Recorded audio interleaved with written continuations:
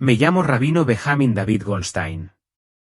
Tengo 58 años y el 5 de septiembre de 2025, morí durante 7 minutos durante la oración matutina en el Templo Bet Shalom de Filadelfia.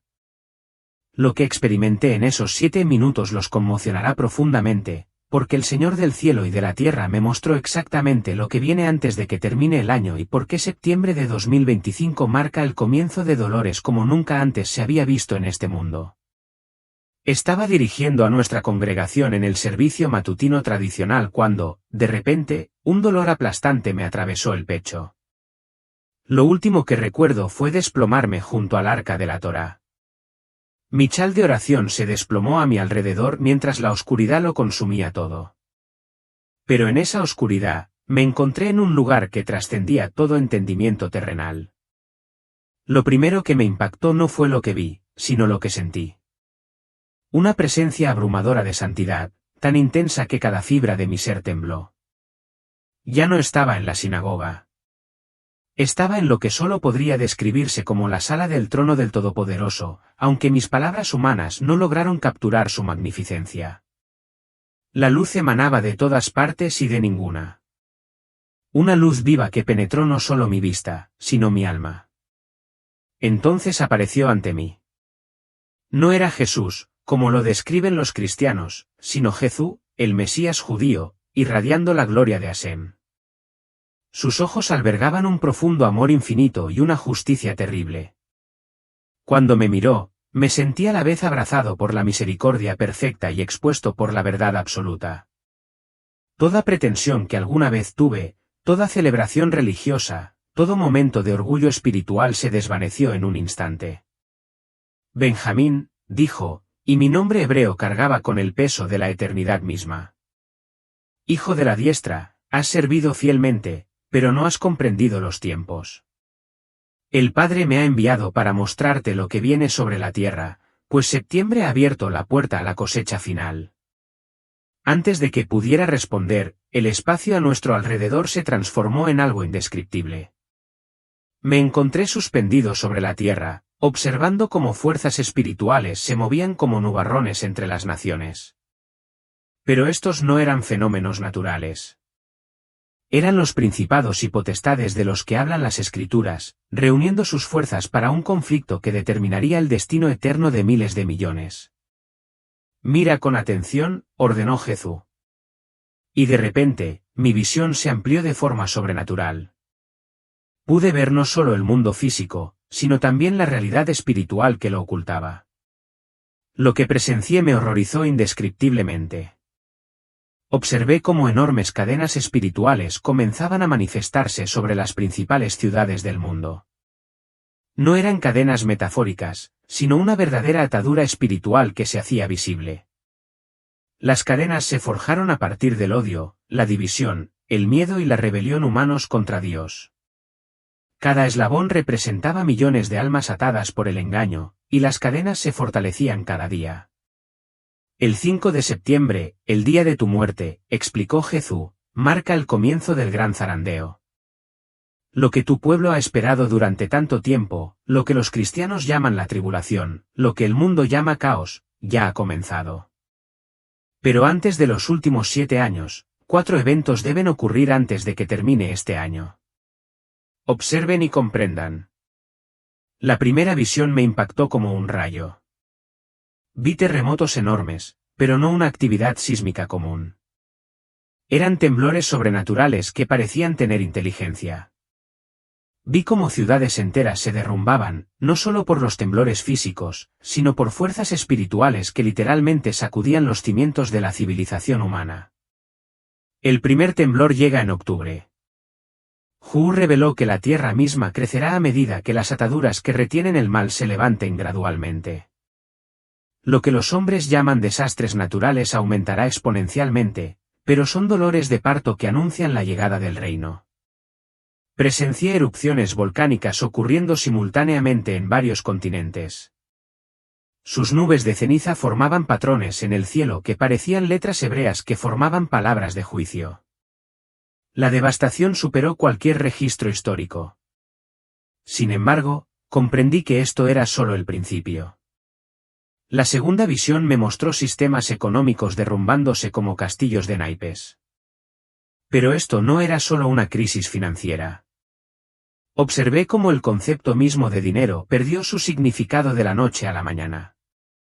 Quienes habían confiado en su riqueza se encontraron con papeles sin valor, mientras que quienes se habían preparado espiritualmente poseían recursos inconmensurables. En noviembre, la segunda sacudida despojará de las falsas seguridades.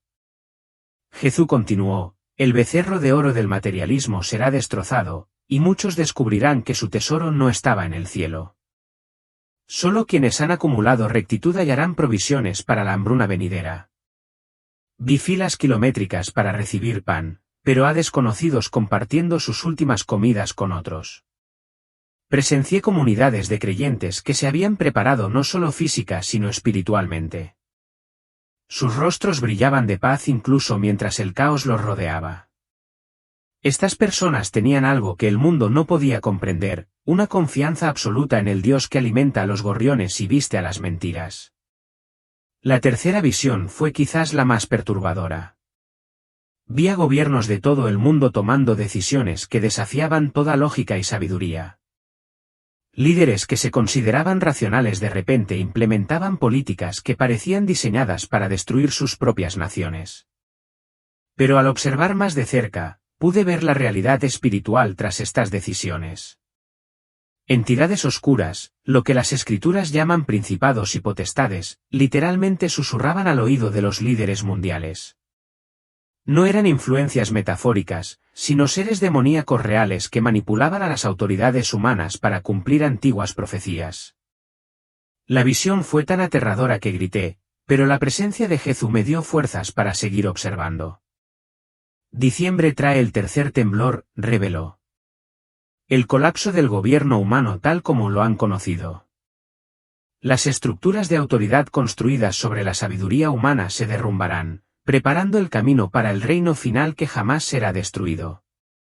Quienes ostentan el poder tomarán decisiones que parecen descabelladas porque están impulsados por fuerzas que desconocen. Observé cómo naciones que habían sido aliadas durante décadas se enfrentaban repentinamente. Los conflictos militares estallaron aparentemente de la noche a la mañana, no por recursos ni territorio, sino impulsados por un odio inexplicable de origen sobrenatural. Sin embargo, en medio de este caos gubernamental, vi algo hermoso. Creyentes comunes se levantaban para servir a sus comunidades con sabiduría y provisión sobrenaturales. La cuarta y última visión antes de que terminara el año fue la más significativa. Vi cómo el velo espiritual que ha ocultado el reino sobrenatural a la mayoría de los ojos humanos comenzaba a rasgarse como una tela. De repente, la gente de todas partes pudo ver ángeles y demonios que siempre habían estado presentes, pero invisibles. La cuarta sacudida llega a fin de año, dijo Jesús, con una voz que transmitía tanto advertencia como promesa. La separación entre los reinos físico y espiritual se diluirá, y muchos verán con claridad por primera vez. Esta revelación llevará a algunos a arrepentirse de rodillas, y a otros a la locura y la rebelión. Vi a gente en las calles de la ciudad señalando a ángeles que de repente podían ver, mientras otros gritaban aterrorizados ante las entidades demoníacas que se hicieron visibles a su alrededor. La guerra espiritual que siempre había existido se volvió tan real para la percepción humana como los edificios y los autos que los rodeaban. Pero en medio de todo este caos, vi algo que llenó mi corazón de una esperanza indescriptible. Comunidades de creyentes, tanto judíos como gentiles, unidos de maneras que trascendían las diferencias denominacionales, brillaban como faros en la oscuridad. Su fe se había refinado con la prueba, y poseían una paz sobrenatural que atraía a los perdidos y quebrantados como polillas a la llama. Estos son mis elegidos, dijo Jesús, con la voz llena de orgullo y tristeza. Han sido preparados para esta hora. Mientras otros confiaban en su propia prudencia, estos han aprendido a depender completamente de su Padre. Serán las luces que guíen el hogar perdido durante la noche más oscura que este mundo haya conocido. Observé cómo estos creyentes se movían en medio del caos con autoridad sobrenatural. Cuando oraban por los enfermos, la sanidad fluía como electricidad. Cuando hablaban con los poseídos por demonios, los espíritus malignos huían de inmediato. Cuando compartían su comida, ésta se multiplicaba como los panes y los peces. Se habían convertido en manifestaciones vivientes del reino de los cielos en la tierra. Pero entonces, Jesús me mostró algo que me estremeció el espíritu. Vi la esencia del plan del enemigo, y era mucho más sofisticado de lo que jamás imaginé. Satanás no solo intentaba destruir a la humanidad mediante el caos y el sufrimiento. Estaba orquestando un gran engaño que engañaría incluso a los elegidos, si fuera posible. Ten cuidado, Benjamín, advirtió Jesús. El adversario sabe que le queda poco tiempo. Ofrecerá soluciones a cada crisis, paz en medio de cada tormenta, prosperidad ante cada hambruna. Muchos aceptarán su ayuda, sin darse cuenta de que están vendiendo su alma por un alivio temporal. Fui testigo del surgimiento de una figura que parecía tener respuestas para cada crisis global. Esta persona parecía sabia, compasiva y con un don increíble para traer unidad donde antes había división. Líderes mundiales buscaron su consejo. Las autoridades religiosas elogiaron su sabiduría y las masas lo aclamaron como el salvador de la humanidad. Pero cuando lo miré con ojos espirituales, vi algo que me heló la sangre. Este hombre no era humano como otros. Algo antiguo y maligno se había instalado en su interior. Algo que llevaba siglos esperando el momento oportuno para revelarse. La bestia profetizada por Daniel, por Juan en el Apocalipsis y por los antiguos profetas hebreos finalmente estaba lista para actuar. Vendrá con señales y prodigios. Jesús explicó, resolverá problemas que parecen imposibles. Traerá paz al Medio Oriente, unidad a las religiones y prosperidad a las naciones. Muchos de tu pueblo, Benjamín, lo aclamarán como Mesías porque han rechazado al verdadero Mesías. Pero su paz es la paz del sepulcro. Su unidad es la unidad de la esclavitud. Y su prosperidad es la prosperidad de los condenados. La visión cambió, y me encontré observando cómo se desarrollaban los acontecimientos en Jerusalén. Vi cómo se construía el tercer templo con una velocidad sobrenatural, como si manos invisibles guiaran cada piedra a su lugar. La construcción comenzó en enero, y para la primavera, la estructura más magnífica que el mundo jamás había visto resplandecía en el monte del templo. Judíos de todo el mundo lloraron de alegría al reanudarse los servicios del templo. El sonido del chófer resonó por las calles de Jerusalén, y el humo de los sacrificios se elevó al cielo por primera vez en casi 2000 años. Pero mientras observaba las celebraciones, el rostro de Jesús se ensombreció de tristeza. Construyen una casa para Dios mientras rechazan la piedra angular, dijo en voz baja. Preparan un lugar para la adoración mientras sus corazones permanecen lejos de aquel a quien dicen servir. Este templo se convertirá en el escenario del mayor engaño de la historia de la humanidad. Observé cómo el carismático líder que había visto antes entraba al templo durante su ceremonia de dedicación. La multitud lo aplaudió mientras él, de pie en el lugar santo, pronunciaba palabras de bendición y paz. Pero cuando levantó las manos para bendecir al pueblo, vi una energía oscura fluir de las yemas de sus dedos hacia los corazones de los reunidos. Él se revelará gradualmente. Jesús continuó, primero como pacificador, luego como profeta, finalmente como Dios. Para cuando la gente comprenda quién es realmente, miles de millones ya estarán bajo su hechizo. La marca que ofrece parecerá sabiduría. La adoración que exige se sentirá como iluminación. Y el sistema que crea parecerá un paraíso. La escena cambió de nuevo y me encontré presenciando la implementación de un sistema global sin precedentes en la historia de la humanidad. Toda persona en la Tierra debía recibir una marca en la mano derecha o en la frente. Quienes la aceptaban experimentaban una mejora inmediata en sus capacidades mentales y físicas. Podían acceder a información al instante, comunicarse telepáticamente con otros portadores de la marca y parecían trascender las limitaciones humanas normales. Pero yo podía ver lo que ellos no. La marca no era solo un símbolo o tecnología. Era una marca espiritual que cortaba la conexión entre el alma y el Creador. Quienes la recibían se convertían en algo menos que humano. Su capacidad de amor, compasión y discernimiento espiritual se desvanecía gradualmente hasta convertirse en poco más que animales sofisticados, impulsados por los deseos más bajos y la voluntad de su amo. Por eso la elección será tan difícil, dijo Jesús con voz cargada de dolor. La marca ofrecerá todo lo que la carne desea, mientras destruye todo lo que el espíritu necesita. Muchos elegirán la comodidad temporal por encima de la vida eterna, sin comprender que están intercambiando sus almas por oro falso. Observé cómo quienes rechazaban la marca eran perseguidos como animales. No podían comprar ni vender, ni trabajar ni viajar, ni siquiera recibir atención médica sin la marca. Muchos morían de hambre, enfermedades y persecución. Sin embargo, sus rostros reflejaban una paz que sobrepasaba todo entendimiento, y sus últimas palabras fueron cánticos de alabanza al Cordero inmolado. Pero mira más de cerca, dijo Benjamín Jesús. Y de repente pude ver algo que los perseguidores no pudieron ver. Ángeles rodeaban a cada creyente martirizado, escoltando sus espíritus hacia una gloria tan magnífica que su sufrimiento terrenal parecía meras sombras en comparación. Sus muertes no fueron derrotas, sino victorias. Sus finales no fueron conclusiones, sino comienzos de una alegría eterna. Entonces, la visión cambió para mostrarme algo que me llenó de terror y anticipación. El cielo comenzó a rasgarse como un pergamino que se desenrolla, y una luz más brillante que 10.000 soles brilló por la abertura.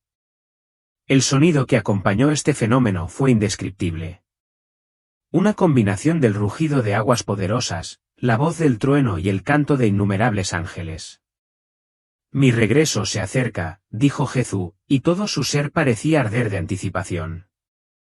El Padre ha fijado el tiempo, y nada lo retrasará ni un segundo. Cuando yo venga, será como un relámpago que brilla de este a oeste, visible para todos, innegable para todos los corazones. Observé cómo se reunían ejércitos en el valle de Megiddo, representando a todas las naciones de la tierra. Pero estas no eran fuerzas militares comunes. Se movían con una coordinación sobrenatural, como si estuvieran controladas por una sola inteligencia maligna. Las armas que portaban desafiaban la tecnología terrenal, y el odio que emanaba de ellos era tan intenso que parecía oscurecer el aire.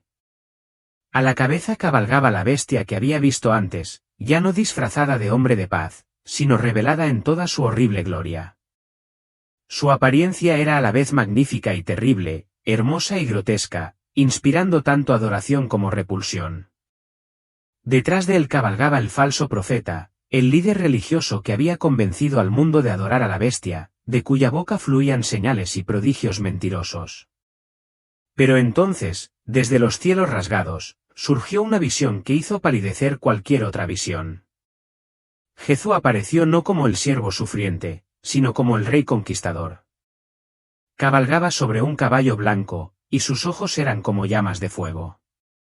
En su cabeza había muchas coronas, y en su túnica y en su muslo estaba escrito un nombre, Rey de Reyes y Señor de Señores.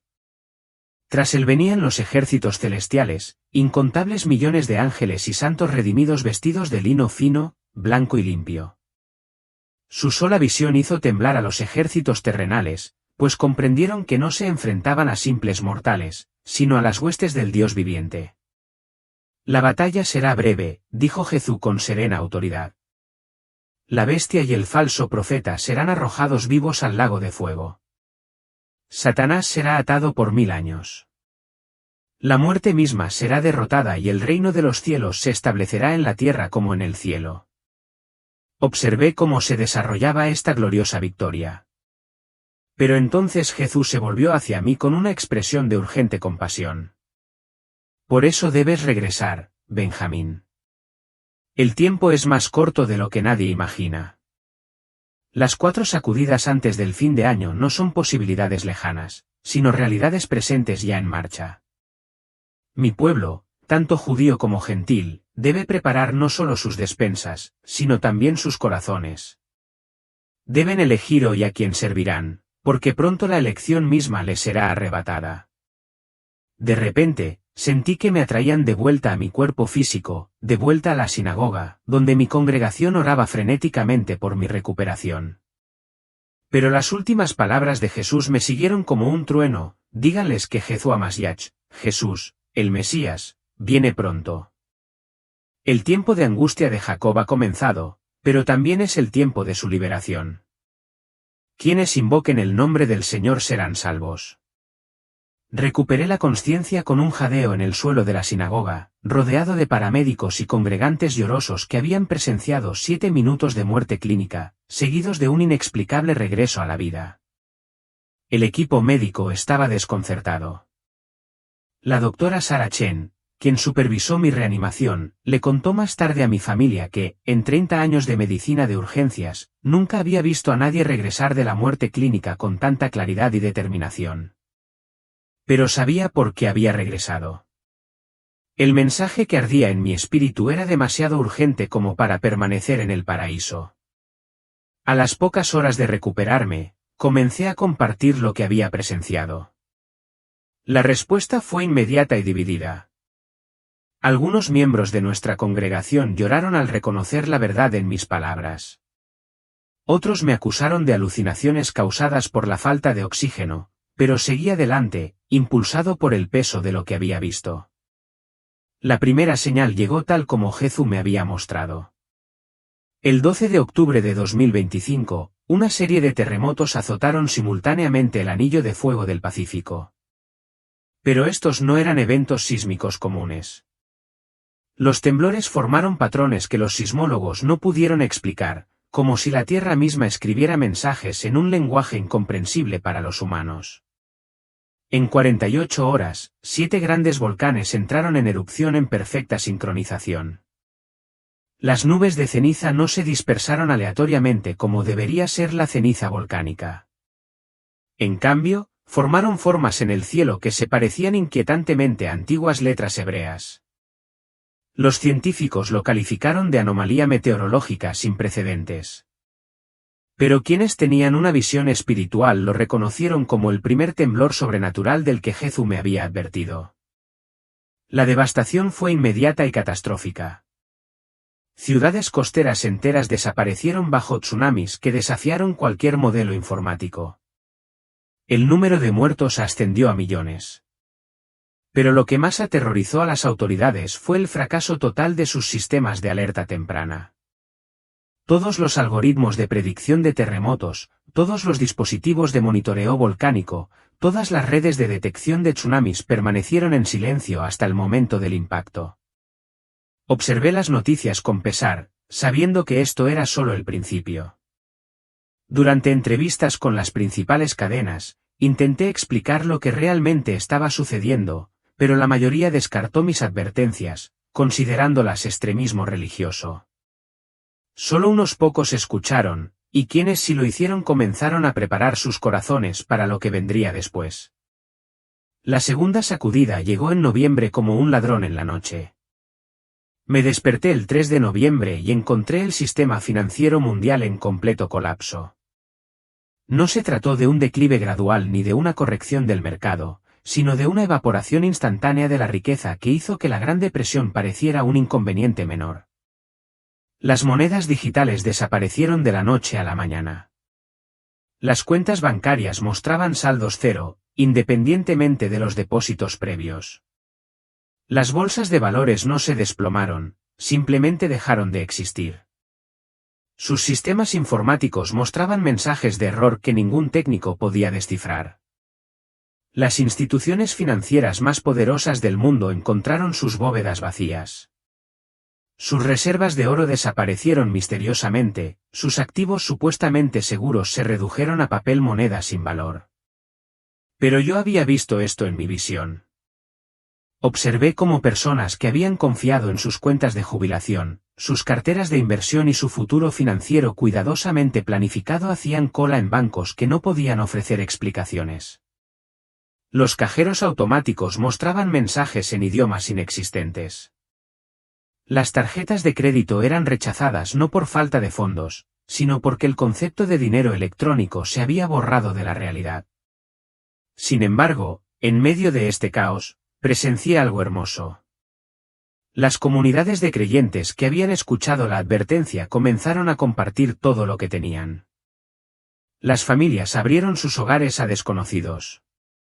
Las iglesias se convirtieron en centros de distribución de alimento y refugio. Quienes se habían preparado espiritualmente encontraron que sus necesidades eran satisfechas de manera sobrenatural, tal como Jesús había prometido. Recuerdo haber visitado a la señora Rachel Steinberg, una viuda anciana de nuestra congregación que vivía con un ingreso fijo. Su despensa debería haber estado vacía a los pocos días del colapso financiero. Sin embargo, cada mañana encontraba pan fresco en su puerta y sus alacenas misteriosamente reabastecidas. Cuando compartió este milagro con otros, lo descartaron como pura imaginación. Pero yo sabía que no era así. El Dios que alimentó a Elías con cuervos seguía proveyendo para sus fieles. Diciembre trajo la tercera sacudida y con ella, un nivel de locura gubernamental que desafiaba toda explicación racional. El 7 de diciembre, los líderes mundiales comenzaron a tomar decisiones que parecían diseñadas para destruir sus propias naciones. El presidente de Francia anunció la disolución del ejército francés durante una transmisión televisiva en directo. Su mirada, extrañamente vacía, mientras hablaba. El primer ministro de Japón ordenó la destrucción inmediata de todas las reservas de alimentos, alegando que estaban contaminadas por la contaminación espiritual. Pero el acontecimiento más impactante ocurrió en Washington, D.C. Durante una sesión conjunta del Congreso, el presidente de la Cámara de repente comenzó a hablar en arameo antiguo, un idioma que nunca había aprendido. Las imágenes de seguridad revelaron posteriormente que su sombra no coincidía con sus movimientos físicos, como si algo más controlara su cuerpo mientras su espíritu observaba impotente. Comprendí lo que estaba sucediendo porque Jesús me había mostrado la realidad espiritual tras estos acontecimientos. Los principados y potestades de los que Pablo escribió en Efesios no eran conceptos metafóricos. Eran entidades reales que ahora manipulaban abiertamente a líderes humanos. El freno que había frenado este nivel de maldad sobrenatural se estaba desvaneciendo gradualmente, permitiendo que las fuerzas de la oscuridad obraran con una audacia sin precedentes. Golpes militares estallaron simultáneamente en 6 continentes. Pero estas no eran convulsiones políticas comunes. Los nuevos líderes hablaban con la misma voz, usaban frases idénticas e implementaban políticas que parecían coordinadas por una inteligencia invisible. Los gobiernos democráticos se convirtieron en dictaduras de la noche a la mañana, mientras que las dictaduras se desmoronaban en la anarquía. El concepto mismo de autoridad humana se estaba desmantelando sistemáticamente en Israel. La situación era particularmente inquietante. El Knesset votó unánimemente a favor de iniciar la construcción del tercer templo a pesar de décadas de estancamiento político sobre el tema. Pero la votación no fue resultado de una negociación ni un acuerdo. Todos los miembros del Parlamento afirmaron posteriormente que no recordaban haber emitido su voto como si sus manos se hubieran movido al margen de su voluntad. La construcción comenzó de inmediato y la velocidad fue sobrenatural. Enormes bloques de piedra se colocaron sin grúas ni maquinaria. El edificio se alzó desde el monte del templo como si manos invisibles lo ensamblaran, completando en semanas lo que debería haber llevado años. El mundo observó con asombro, calificándolo como el mayor milagro arquitectónico de la historia de la humanidad. Pero yo sabía lo que ellos no sabían. Había visto en mi visión que este templo no se estaba construyendo para la gloria de Dios, sino como escenario del mayor engaño de la historia humana. Quien pronto entraría en su lugar santo no sería el Mesías que mi pueblo esperaba, sino la abominación desoladora. A finales de diciembre, el cuarto y último temblor comenzó a manifestarse. El 29 de diciembre, empezaron a llegar informes de todo el mundo sobre personas que veían cosas que no deberían existir. En Nueva York, los peatones señalaban a ángeles que caminaban por la Quinta Avenida, sus alas proyectaban sombras que las cámaras de seguridad no podían captar. En Londres, los pasajeros gritaban aterrorizados ante los demonios que repentinamente percibían sentados junto a ellos en el metro. El velo entre los reinos físico y espiritual no solo se estaba diluyendo, sino que se estaba rasgando por completo. Los hospitales psiquiátricos estaban repletos de personas que afirmaban ver seres alados, mientras que otros experimentaban profundos despertares espirituales al presenciar el reino sobrenatural por primera vez. Recibí miles de llamadas de personas de todo el mundo desesperadas por comprender lo que estaban experimentando. Un empresario en Tokio describió haber visto cómo su edificio de oficinas se llenaba de figuras oscuras que susurraban odio a sus colegas. Una madre en Sao Paulo contó que sus hijos de repente pudieron ver a sus ángeles guardianes, quienes aparentemente los habían estado protegiendo durante años. Pero quizás lo más significativo fue que la gente comenzó a ver la condición espiritual de quienes los rodeaban. Los creyentes brillaban con una luz tenue, visible a simple vista, mientras que quienes se entregaban al mal estaban rodeados de sombras que parecían absorber la luz misma del aire. La guerra espiritual oculta que había asolado el mundo durante milenios ahora era visible para cualquiera que tuviera ojos para ver. Las iglesias experimentaron un avivamiento o un éxodo sin término medio. Quienes habían estado jugando juegos religiosos descubrieron que ya no podían ocultar su verdadera condición espiritual. Su falta de fe genuina se hizo tan evidente como una deformidad física. Mientras tanto, los creyentes que habían andado en una relación auténtica con Dios vieron que su autoridad espiritual aumentaba exponencialmente. Observé cómo mi congregación se dividía, tal como Jesús me había mostrado que ocurriría. Quienes realmente lo conocían se afanaban en la oración y la preparación, mientras que quienes solo habían asistido a los servicios comenzaron a buscar excusas para no asistir. El viento del Espíritu de Dios separaba el trigo de la paja. El 31 de diciembre, mientras el mundo se preparaba para entrar en lo que creían que sería simplemente otro año nuevo, me presenté ante el remanente de creyentes fieles que se habían reunido para un servicio especial de oración. Sus rostros brillaban con una paz sobrenatural a pesar del caos que nos rodeaba. Y sabía que estaban listos para lo que viniera después. Mi querida familia, dije, mirándolos a los ojos brillantes. Las 4 sacudidas se han cumplido exactamente como nuestro Mesías reveló. Pero estos fueron solo los dolores de parto.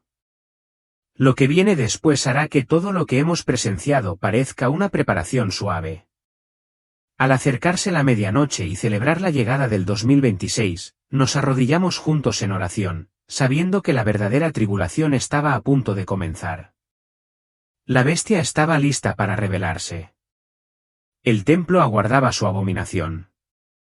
Y la cuenta regresiva final para el regreso de Jesús había comenzado oficialmente. El tiempo de la angustia de Jacob había llegado, pero también el de su liberación. Para quienes prepararon sus corazones, la hora más oscura de la historia humana también sería la más gloriosa, pues finalmente verían a su Mesías cara a cara. Mi nombre es Rabino Benjamin David Goldstein. Fallecí el 5 de septiembre de 2025 y fui testigo de los 4 eventos que sacudirán este mundo antes de fin de año. Los terremotos de octubre, el colapso financiero de noviembre, la locura gubernamental de diciembre y el desgarro del velo espiritual se han cumplido exactamente como Jesús me lo mostró. El tiempo de preparación ha terminado. Elige hoy a quién servirás, porque la bestia se alza y pronto la elección misma desaparecerá.